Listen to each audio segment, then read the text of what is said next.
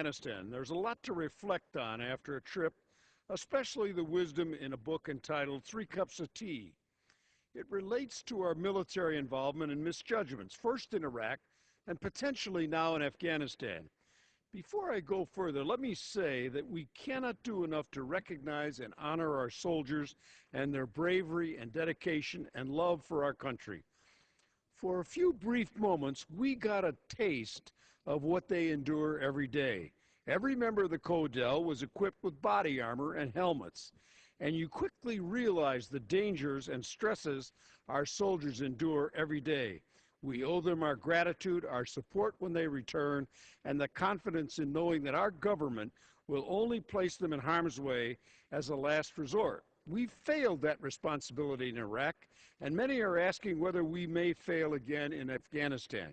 We are the most powerful nation on earth, but our bullets and bombs cannot penetrate the corridors of history.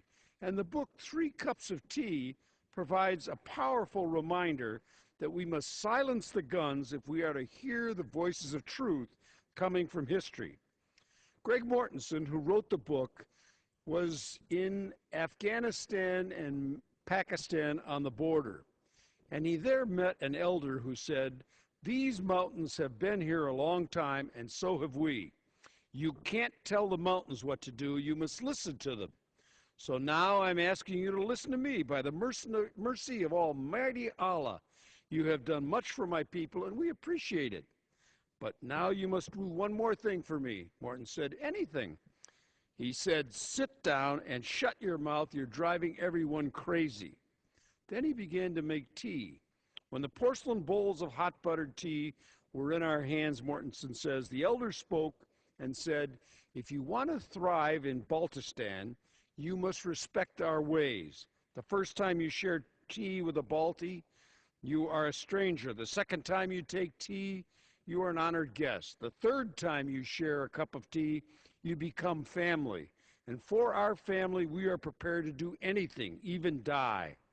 Dr. Greg, you must make time to share 3 cups of tea. We may be uneducated, but we are not stupid. We have lived and survived here for a long time."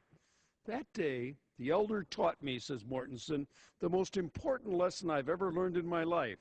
We Americans think you have to accomplish everything quickly. We're the country of the 30-minute power lunch and the 2-minute football drills. Our leaders thought the shock and awe campaign would end the war in Iraq before it even started. The elder taught me to share 3 cups of tea, to slow down and make building relationships as important as building projects. He taught me that I had more to learn from the people I work with than I would ever hope to teach them. There are many nations and languages and religions in the world today, but there is one thing true in all this diversity. Those who do not learn the lessons of history are doomed to repeat them. After Vietnam, many Americans said it would never happen again, but it has. We were misled into waging a false war in Iraq, and now we are beginning to transfer soldiers from Iraq to Afghanistan. When will we learn? Russia once and Britain twice believed that the tread of their tanks and the velocity of their shells could flatten the mountains of history in Afghanistan and pave the way for outside control. But the mountains are still standing, and history has recorded new chapters that recount and reflect on the folly of nations that believe military power is all-powerful. History tells us otherwise. The Iraq War was a mistake, and I fear we may be heading for another quagmire in Afghanistan. 3 cups of tea is now required reading for everyone in the CIA.